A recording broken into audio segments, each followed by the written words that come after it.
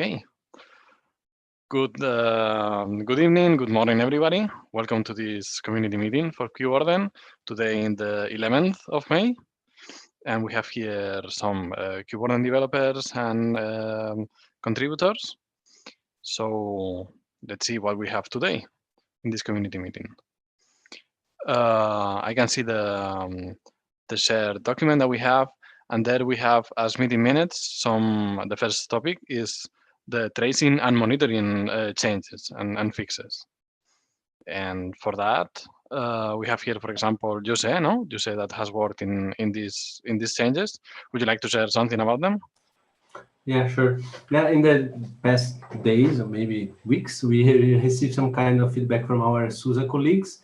So about around telemetry in Kubewarden and how it works, some issues and this kind of thing. So we decided to go there and fix as much things that we found and improve the workflow when using telemetry. So the biggest change here was the simplification of how you enable telemetry. So now the users just need to enable telemetry in the controller, and then controller will configure all the policy servers to enabling telemetry by default. And there is another fix that we did around setting ports in the services that are missing ports, which cause problems with Prometheus and this kind of thing. So we fix everything, and we release that this week. And we have another round of fixes later today or maybe tomorrow, depending on how GitHub behaves. And if GitHub go back to normal, we probably will release another round of fix today. So basically that's it. Just improve how do you enable telemetry and bug fixes. Okay, sounds good. With this, there has been also changes, no, to the docs. So all of this has been documented. Yeah, that's right. Yeah, I forgot to mention that. Yeah. Thank you. And yeah, just for those at home or seeing this on a later date, yeah, as usual, docs.kubewarden.io, and there's the quick start guides for metrics and tracing and telemetry. So in that sense, we also have some mentoring updates for the Linux Foundation. If you remember, we are part of the Linux Foundation mentorship program, where we have two projects there, and we act as mentors. And for that, yeah, it's also Jose for one of the mentees and myself for another. And maybe Jose, would you like to share anything in that topic also? Yeah, sure. The mentorship with Khaled is going great. He basically already finished the original project, which you submit for this term in the mentorship Linux Foundation mentorship program.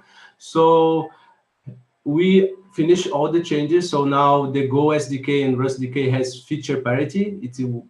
You can do in any of these two SDKs do the same things, because all the features are implemented, so which is great. And now we are finding something else to him to work on during the remaining days, but it's doing great. It's pretty cool. Yeah. Okay, that's good news to hear, to be honest. And yeah, I can vouch that they have been doing a great job, and it's nice, no, to see them learning and tackling those features. Until when does the mentorship program continue? I think we have another 2 weeks, no? And then yeah, it's until the end of May. I think it's 31st, 30, something like that. Yeah. Yep. So yeah, we have still some time, which is good. On my side, yeah, I can say that my mentee is also working on things. He's learning Rust and progressing with the tasks. So that's great to see, you know, that we provide them with this kind of like platform to learn on those things. Okay. Then I suppose I see. Yep. Yeah. Hi, folks. About the feature parity between the Go and the Rust SDK, I think we still have to tag a new version of the Go SDK. Do we? That's right. It's not released yet, but is implemented. Thanks for that. Yes. Yeah. I think we can do that. I can't think about any reason for not tagging it.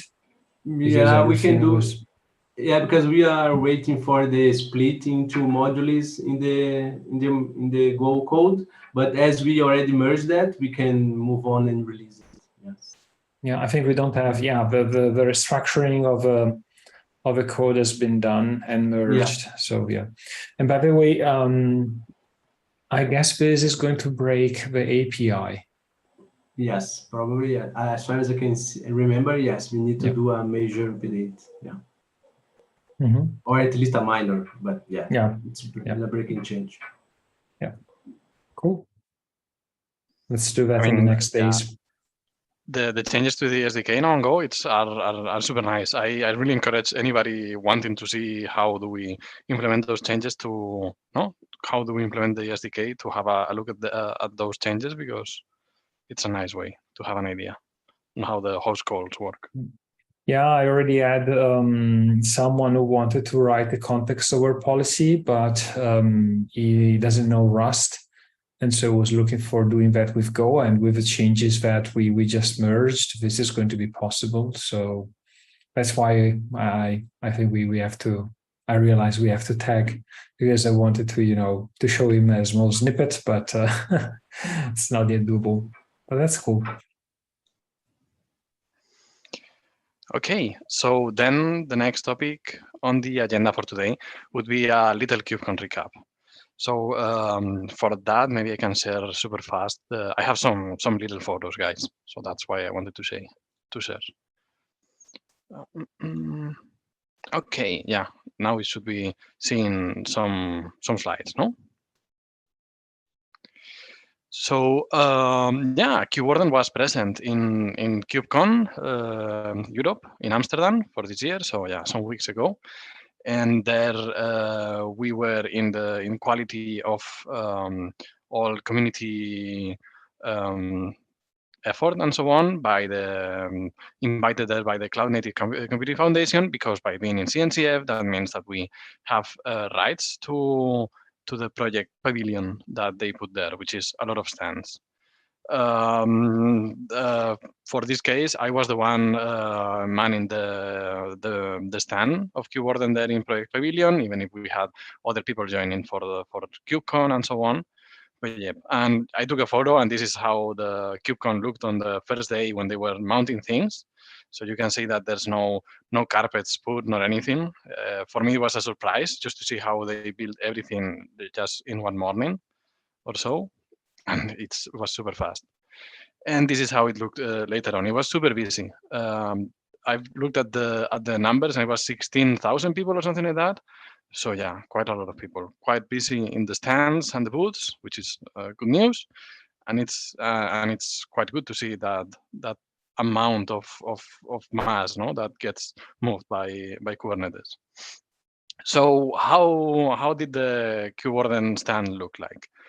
Well, this is also from the first day when everything was closed and no carpets were put or anything. You can see here that this is the project pavilion that the CNCF Foundation set up.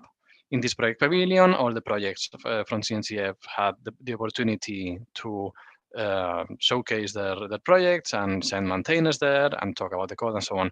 One could not do sales pitches or things like that, but one could showcase how one is using Kubewarden in their own products and so on. Also, there's a wait list. One needs to apply, and well, we were lucky enough to get a spot. The majority of the stands change, and they are only part-time. So one gets the morning, and another project gets the afternoon. So yep, we were there.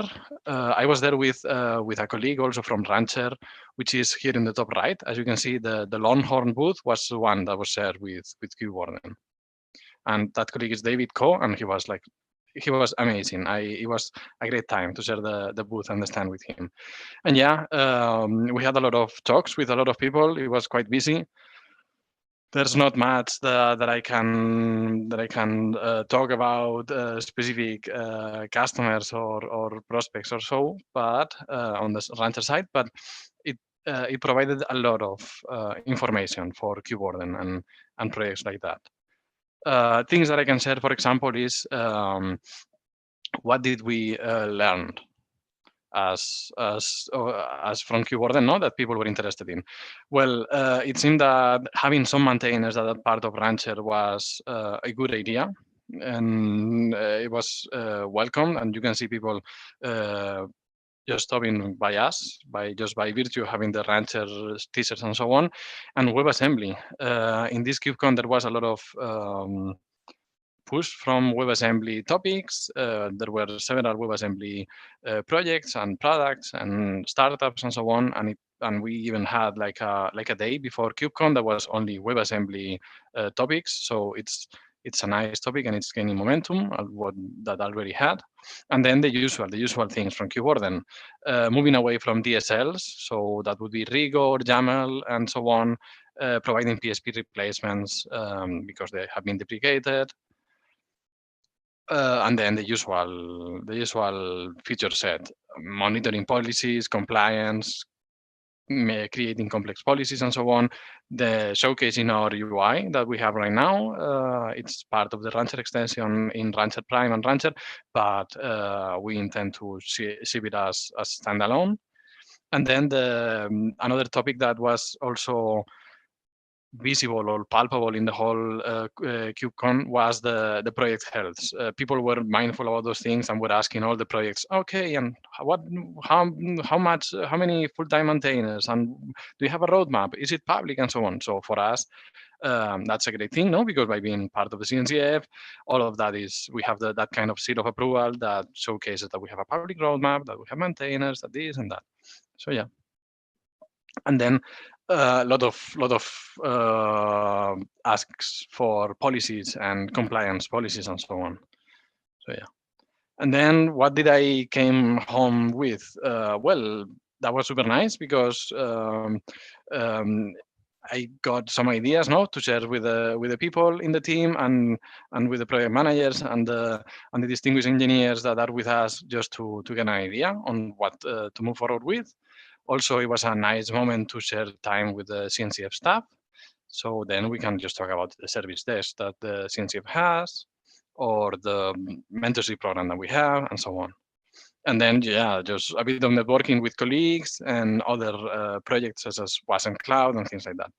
And yeah, a highlight for me was just the booth crawl on Wednesday, which is just being part of the stand, but until later with the beer, and that was super nice. So yeah, that's it. Well, thanks for the recap. And I wonder if we have any more topics for now.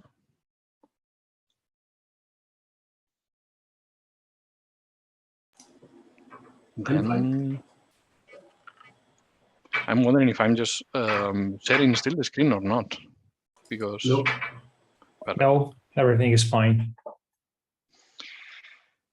Then I suppose that's going to be it.